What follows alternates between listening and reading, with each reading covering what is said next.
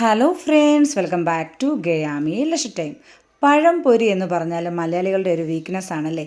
അപ്പോൾ ഈ നല്ല മഴയൊക്കെ ഉള്ളപ്പോൾ സ്വാദിഷ്ടമായി നമ്മൾ കടയിൽ നിന്നൊക്കെ വാങ്ങിക്കുന്ന അതേ ടേസ്റ്റിലും രൂപത്തിലും നമുക്കൊരു അടിപൊളി പഴംപൊരി ഉണ്ടാക്കി നോക്കിയാലോ. ആദ്യമേ തന്നെ ഒരു വലിയ പാത്രം എടുത്തിട്ടുണ്ട്. അതിലേക്ക് 1 കപ്പ് മൈദ എടുത്തിട്ടുണ്ട്. അതിലേക്ക് നമുക്കൊരു 2 ടേബിൾ സ്പൂൺ അരിപ്പൊടിയും കൂടെ ചേർത്തിട്ടുണ്ട്.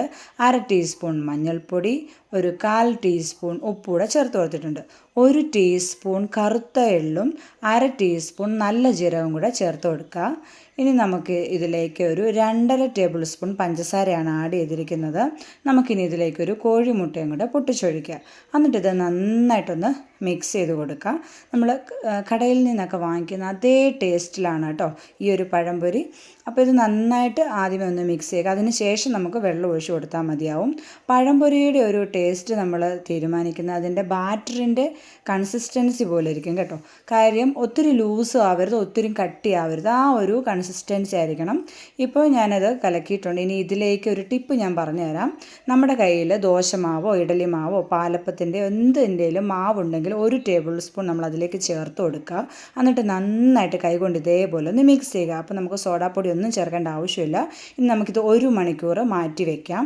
ഞാനിപ്പോൾ ഒരു 5 നേന്ത്രപ്പഴം എടുത്തിട്ടുണ്ട്. അത് ഒരു പഴം നമ്മൾ 3ആയിട്ട് ഇതേപോലെ നീളത്തിൽ കട്ട് ചെയ്തിട്ടാണ് എടുക്കുന്നത് കേട്ടോ. ഇത് ഒരു മീഡിയം സൈസ് പഴമാണ്, അതുകൊണ്ടാണ് ഇങ്ങനെ എടുത്തിരിക്കുന്നത്. വലിയ പഴമാണെങ്കിൽ നമുക്ക് 4ആയിട്ട് കട്ട് ചെയ്യാവുന്നതാണ്.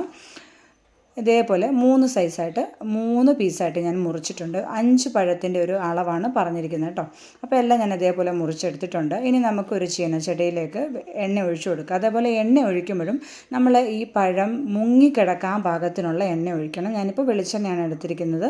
നമുക്ക് ഈ ബാറ്ററിലേക്ക് ഇത് മുക്കുക. 1 മണിക്കൂർ നമ്മൾ ബാറ്ററി മാറ്റി വെച്ചിരുന്നതാണ് കേട്ടോ. എന്നിട്ട് ഇതിലേക്കിട്ട് നമുക്ക് ചൂടെണ്ണയിലോട്ട് വറുത്തെടുക്കാവുന്നതാണ് കേട്ടോ. നല്ല അടിപൊളി ടേസ്റ്റാണ്. ഈ രീതിയിൽ നിങ്ങൾ ട്രൈ ചെയ്തിട്ടില്ലെങ്കിൽ തീർച്ചയായിട്ടും ഒന്ന് ട്രൈ ചെയ്യണം കേട്ടോ. അത്രയ്ക്ക് ടേസ്റ്റാണ്. അപ്പോൾ നമുക്ക് നല്ല ഹൈ ഫ്ലെയിമിൽ തന്നെ വെച്ച് കൊടുക്കുക. എന്നിട്ട് ഒരു 3-4-5 സെക്കൻഡ് കഴിയുമ്പോൾ നമുക്കിതൊന്ന് തിരിച്ചിട്ട് കൊടുക്കാം കേട്ടോ. ഇതെല്ലാം കൂടെ നല്ല ചേർന്നിരിക്കുകയാണ്. അപ്പോൾ നമുക്ക് ഇതേപോലെ ഇങ്ങനെ ഒന്ന് വിടിയിപ്പിച്ച് കൊടുക്കുക. അങ്ങനെ തിരിച്ചു മറിച്ച് വിട്ട് നല്ലൊരു കളറാകുമ്പോൾ, നല്ലൊരു ഗോൾഡൻ നിറം ആകുമ്പോഴും നമുക്ക് വറുത്തെടുക്കാവുന്നതാണ് കേട്ടോ. മലയാളികൾക്ക് എന്നും എപ്പോഴും ഇഷ്ടപ്പെടുന്ന ഒരു പലഹാരമാണല്ലേ പഴംപൊരി. ഏത്തക്കാപ്പം എന്ന് ചില നാടുകളിൽ പറയും.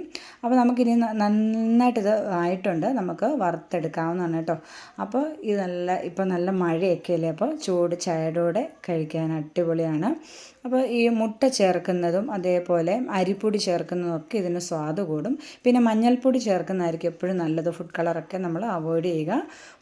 മഞ്ഞൾപ്പൊടി ചേർത്ത് കഴിഞ്ഞാൽ നമുക്ക് നല്ല കളറ് തന്നെ കിട്ടും. അതേപോലെ തന്നെ നമ്മൾ എള്ളും നല്ല ജീരകം ചേർക്കുന്നതും ഇതിന് സ്വാദ് കൂട്ടും. അപ്പോൾ എല്ലാ കൂട്ടുകാരും ഒന്ന് ട്രൈ ചെയ്ത് നോക്കട്ടോ. നല്ല ടേസ്റ്റിയാണ് കേട്ടോ. അപ്പോൾ ചാനലൊക്കെ കണ്ടിട്ട് കൂട്ടുകാർക്ക് ഇഷ്ടപ്പെടുകയാണെങ്കിൽ ഒന്ന് സബ്സ്ക്രൈബ് ചെയ്തേക്കണേ. മറ്റൊരു നല്ല വീഡിയോയുമായി വീണ്ടും വരാം. Thanks for watching.